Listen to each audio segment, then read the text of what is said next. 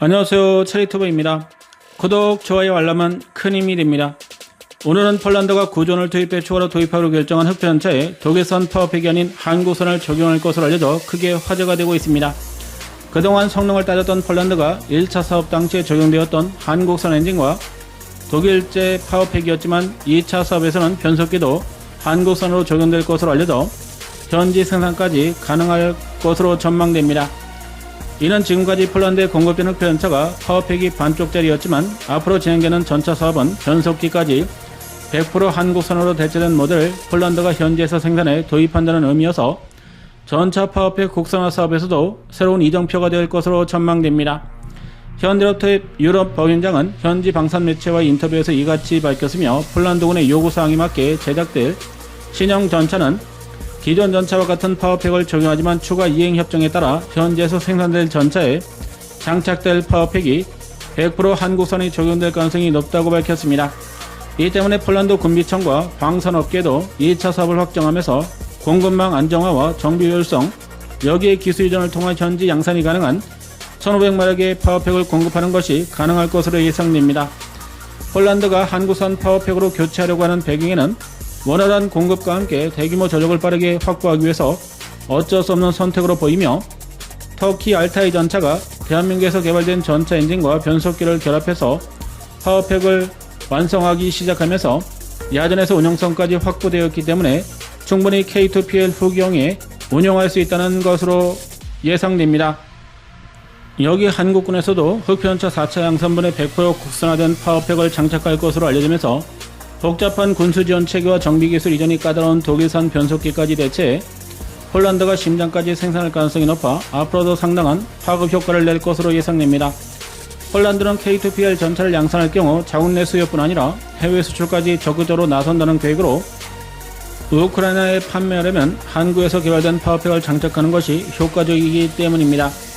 독일산 변속기를 우크라이나에 수출할 경우에 정치적인 상황에 따라 제한될 수 있으며 수리까지 어려워 한국산 변속기를 적용한 파워팩이 장착되는 것이 유리하다는 분석입니다.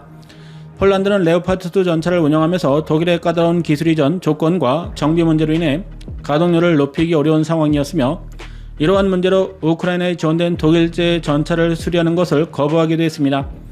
여기에 폴란드가 흑표전차의 독일산 변속기를 선택할 경우에 현대로템이 독일 링크사의 통제를 받아 군수 지원을 해야 하는 복잡한 구조가 이어질 수 있어 빠른 대처가 어려워 효과적인 유지보수 관리를 위해서라도 한국산 변속기 채용이 필요하다는 점입니다.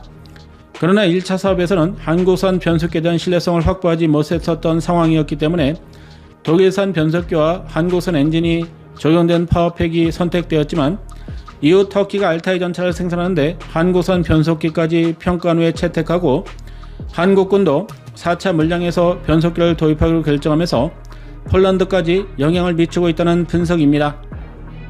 폴란드가 흑표전차 개량형에 한국산 파워팩을 적용하려고 하는 이유는 현지에서 파워팩까지 대량 양산이 가능하기 때문이지만, 전차 물량을 더 늘릴 가능성을 대비하는 것으로 읽혀지고 있어 흑표전차가 폴란드 내에서 표준 전차로 부상할 가능성이 높다는 전망입니다. 폴란드는 최근까지 구소련제 전차가 주력이었으며 트바르디라는 자체 전차를 운용하기도 했습니다. 여기에 전쟁 전에는 레오파드2 전차를, 전쟁 이후에는 에이브람스와 흑표전차를 추가로 도입하고 있어 다양한 전차 전력을 운용하고 있습니다. 그러나 문제는 너무 많은 종류의 전차를 도입해 운영한다는 것으로, 에이브람스 전차의 경우에는 MRO 정비가 복잡하고 어려운 것으로 알려진 상황에서 파워팩을 수리하려면 미국까지 보내야 한다는 점이 최근에 현지에서 논란이 되기도 했습니다. 폴란드가 360여 대의 에이브람스 전차를 도입하기로 결정했지만 핵심인 파워팩을 정비할 수 없는 상황으로 미 정부가 기술 유출을 이유로 현재 MRO 정비센터를 건설하는 것을 반대한 것으로 알려졌으며, 이 때문에 문제가 발생되면 미국까지 파워팩을 보내야 하는 것으로 파악되었습니다. 여기에 레오파드2 전차도 250여 대 이상을 운영하고 있지만 고장이 발생하면 독일로 보내야 하는 것으로 알려져 가동률을 높게 유지하기가 어려운 상황입니다. 구소련제 전차는 우크라이나 전쟁 이후에 전량 지원되었으며, 폴란드가 생산한 트바르디 전차도 흑표전차가 최전방부터 채워지면 빠르게 지원될 것으로 알려졌습니다. 시간이 지나면서 레오파드2 전차를 최신형으로 개량한 250여 대와 에이브람스를 360여 대, 여기에 흑표전차를 모두 도입할 경우 1000여 대를 합쳐 총 1600여 대의 신형 전차로 기갑 전력을 완편할 계획입니다. 그러나 러시아가 전쟁을 지속할 경우에 폴란드가 완편할 전차로는 부족할 것으로 예상되고 있어 유일하게 기술 이전으로 현지 양산이 가능한 흑표전차를 기존 생산 물량보다 더 늘릴 가능성이 높다는 분석입니다.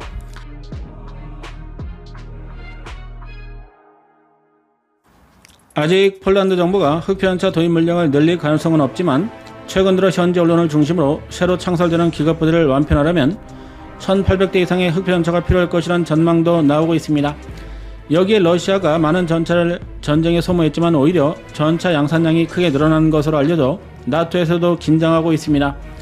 나토 정보기관에 따르면 전쟁이 지속되면서 전시경제로 탈바꿈한 러시아가 연간 300대 이상의 전차를 생산할 수 있다는 분석을 내놓기도 했습니다.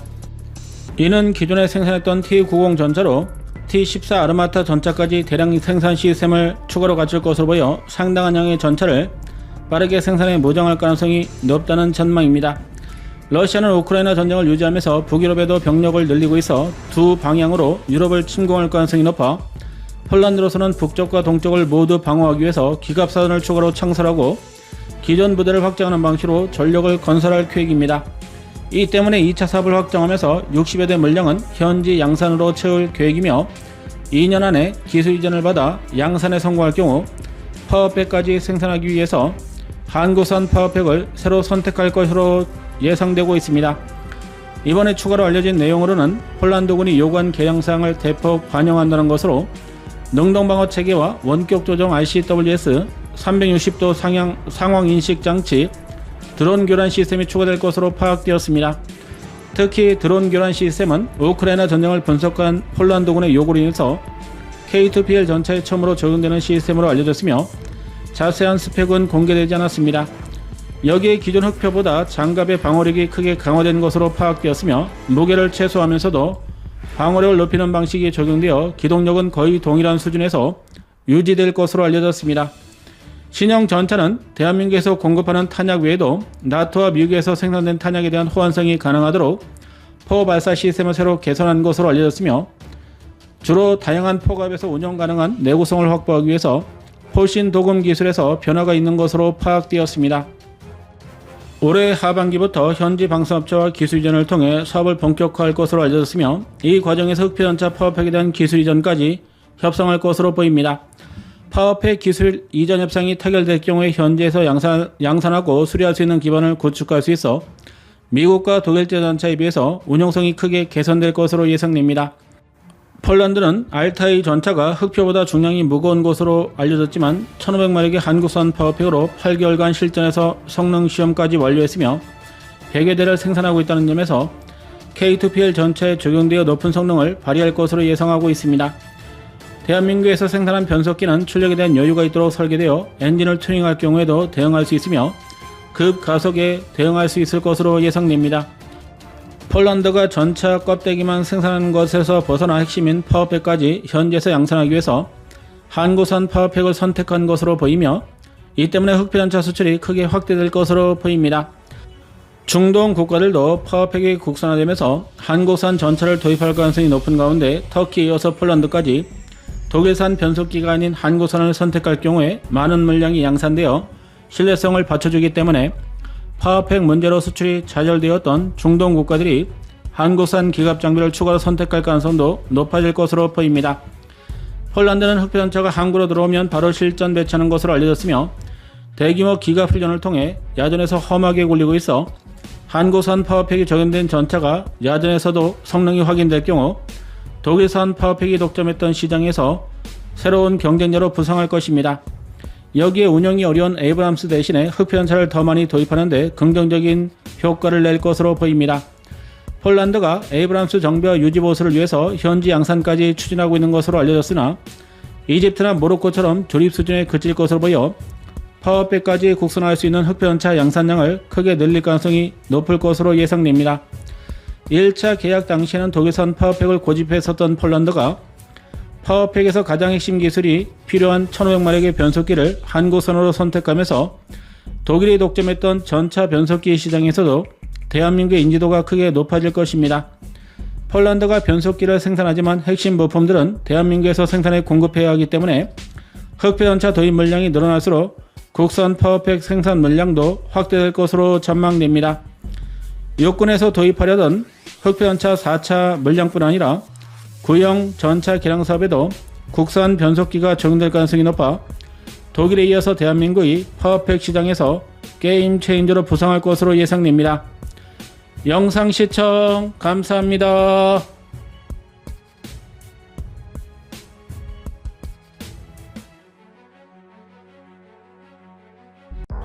안녕하세요, 체리투브입니다. 구독, 좋아요, 알람은 큰 힘이 됩니다. 오늘은 공산권 국가로는 처음으로 포병 전력을 강화하기 위해서 K9 자주포 도입을 확정한 베트남이 이를 계기로 대한민국과 방사협력을 크게 확대해 중국을 견제할 능력을 키우려고 하는 것으로 알려졌습니다.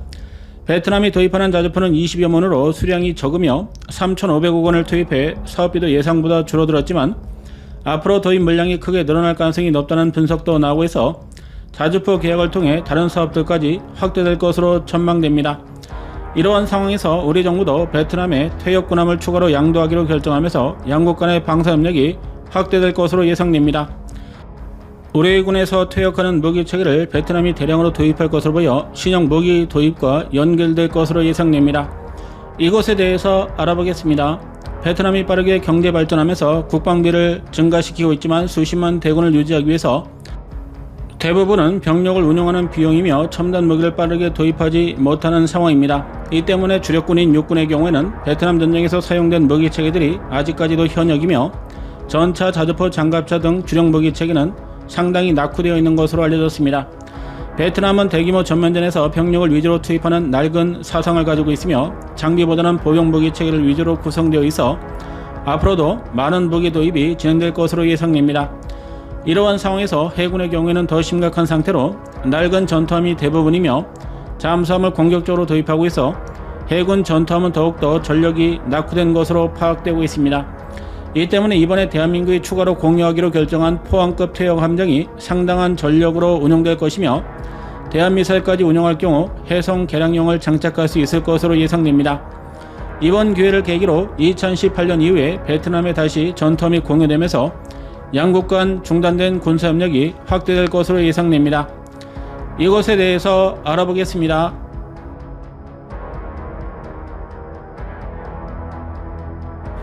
베트남은 중국과 해양 분쟁을 벌이고 있으며 쯔엉사 군도에 대한 해양권 분쟁으로 충돌이 격화되고 있어 영해를 경비하기 위한 전투함이 많이 필요한 실정입니다. 그러나 현실은 러시아에서 도입한 잠수함에 우선적으로 국방비를 투입하는 것으로 알려졌으며 이 때문에 해군력을 강화할 수 있는 전투함 도입에 어려움을 겪고 있습니다. 이러한 상황에서 대한민국에서 2017년과 2018년 두 번에 걸쳐 포항급 초기함을 공여받으면서 해군력을 강화하는 데 큰 도움을 받고 있습니다. 베트남은 K9 자주포를 확정하기 전에도 한국 정부의 포항급 초기함을 추가로 지원해줄 것을 요구했던 것으로 알려져 이번 계약과 밀접한 연관이 있었을 것으로 보입니다. 이 때문에 대한민국에서 신형 무기를 도입할 경우에 퇴역한 무기를 공유해주는 방식으로 동남아시아 방산 시장을 공략할 수 있을 것으로 예상됩니다. 대한민국이 이러한 방식으로 영향력을 확대하자 배가 아팠던 일본도 최근에 필리핀의 퇴역함을 공유하기로 결정하는 등 무기를 판매하기 위해서 대한민국을 따라하고 있습니다. 베트남이 포항급 초기함 도입에 열을 올리는 이유는 러시아에서 2010년대 초부터 도입한 게파트급 호위함과 큰 차이가 없기 때문이며 무장 능력 면에서는 더 강력하기 때문에 실전에서 효과적으로 활용할 수 있다는 점을 꼽고 있기 때문입니다. 베트남은 러시아에서 잠수함 6척을 도입하면서 2000톤급 최신형인 게파트급 4척을 함께 도입한 것으로 알려졌으며 초기함급의 배수량이지만 주력함으로 운영하면서 호위함으로 명명한 것으로 파악되었습니다. 그러나 주력함인 페트야급 5척은 1980년대 구소련이 공유했던 호위함으로 50년 이상 운영되면서 노후화가 심각해 베트남 해군 전력이 얼마나 개선되어야 하는지를 단적으로 보여주고 있습니다. 이 때문에 대한민국에서 2척을 도입한 포항급이 게파트급 다음으로 주력으로 운영될 것으로 보이며 김천함 여수함이 공유되면서 해외 훈련에 파견되고 있는 것으로 알려지기도 했습니다. 우리 정부는 베트남에 포항급을 공유하면서 민감한 장비들을 모두 제거하고 넘겨준 것으로 파악되었으며 이 때문에 전투체계와 함포가 제외되었습니다.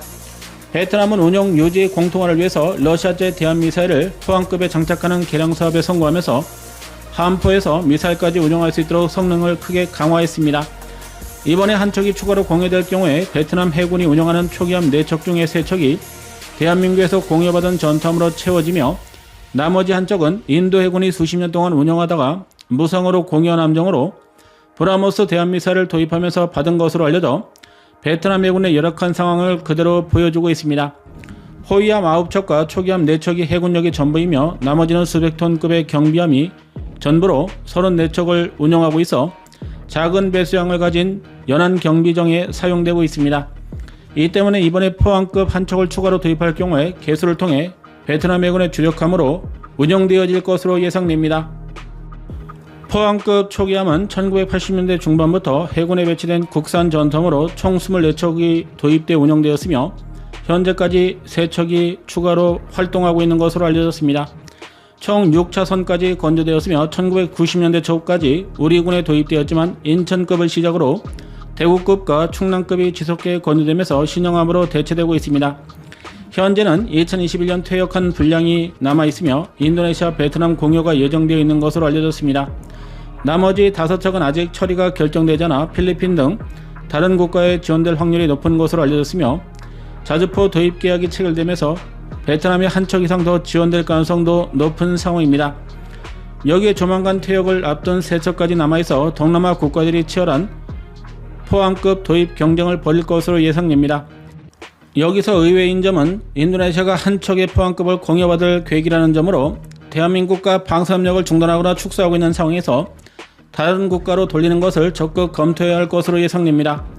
인도네시아는 버나웨 전투기 사업에 목리를 부리면서 프랑스에서 군함을 새로 도입하고 있으며 잠수함 도입 사업도 중단시킨 것으로 알려져 차라리 인도네시아보다는 베트남에 지원하는 것이 낫다는 분석입니다.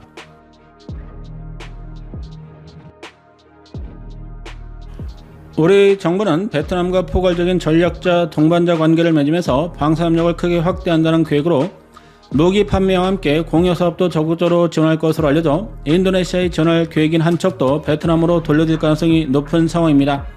정부는 무상으로 전투함을 공여하지만 베트남이 공짜로 가져가는 것은 아니며 수십에서 수백억 원을 들여 대한민국에서 창정비를 받아야 하고 현지에서 러시아제 무장을 추가로 제공할 것으로 알려져 돈이 없으면 가져갈 수 없는 상황입니다. 이 때문에 한국 업체가 공여될 잠수함에 대한 수리와 핵심 부품을 탈거해 민감한 정보가 넘겨지지 않도록 조치할 것으로 보이며 이러한 비용을 베트남이 낼 것으로 알려져 양국 간의 협력이 확대될 수 있는 단초가 마련될 것입니다.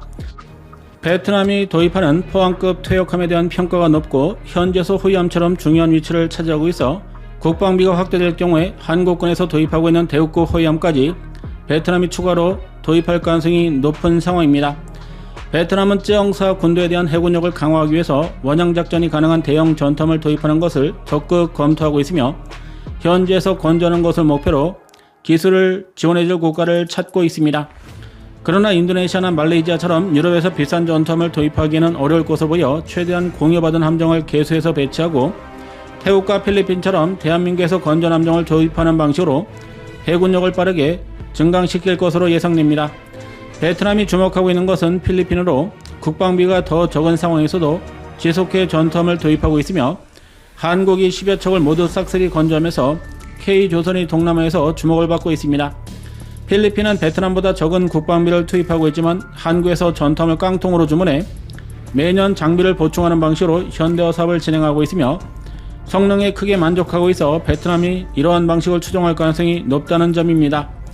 반대로 태국은 대한민국에서 도입한 전투함을 풀옵션으로 척당 5,700억 원에 도입한 것으로 알려져 가장 비싼 함정을 도입한 것으로 알려지기도 했습니다. 베트남이 러시아에서 야심차게 도입한 게파트급 호위함도 잠수함과 마찬가지로 미국의 대러시아 경제 제재로 인해서 베트남이 운영에 필요한 부품을 새로 도입하는 것이 어려워 앞으로도 운영이 어려워질 것으로 예상됩니다. 이 때문에 후속함으로 빠르게 대체할 가능성이 높을 전망입니다. 우리 정부도 이러한 점을 감안해 2018년 이후에 공유되지 않았던 포항급 퇴역함을 4년 만에 지원하기로 결정하고 있다는 분석입니다. 베트남이 공유받은 2척은 대한민국에서 함정을 들여와 러시아제 대한미사일과 무장을 추가로 장착하면서 당시에 국내에서도 여론이 좋지 않았습니다. 필리핀의 경우에는 없는 살림에도 대한민국에서 무장을 주문해서 포항급에 장착하는데 베트남은 러시아제 무장을 장착했다면서 국내 여론이 험악하기도 했습니다. 그러나 이번에 사업이 재추진되면서 전투함까지 도입할 가능성이 높아지고 있다는 분석입니다. 이번에는 러시아에서 무기를 도입하기가 어렵기 때문에 국산 대한미사일이나 경호뢰까지 패키지로 도입하는 것이 아니냐는 분석입니다. 베트남이 대한민국과 협력을 강화하면서 더 많은 무기체를 도입할 가능성이 높아지고 있으며 지상 무기체계뿐 아니라 전투함과 해상 무기로까지 확대될 가능성이 높다는 것입니다. 러시아에서 도입한 잠수함과 전투함에 대한 운용률을 높이기 위해서는 조선산업을 키워야 하기 때문에 기술 이전이 가능한 대한민국과 방산협력이 확대될 것으로 보입니다. 8년 만에 다시 시작된 전투함 공유 사업이 이러한 점에서 마중물이 될 가능성이 높은 상황입니다. 대한민국이 건조한 작은 전투함을 서로 가져가려고 경쟁하는 가운데 베트남이 추가로 한 척을 공유받으면서 이러한 경쟁이 더욱더 치열해질 것으로 보입니다. 영상 시청 감사합니다.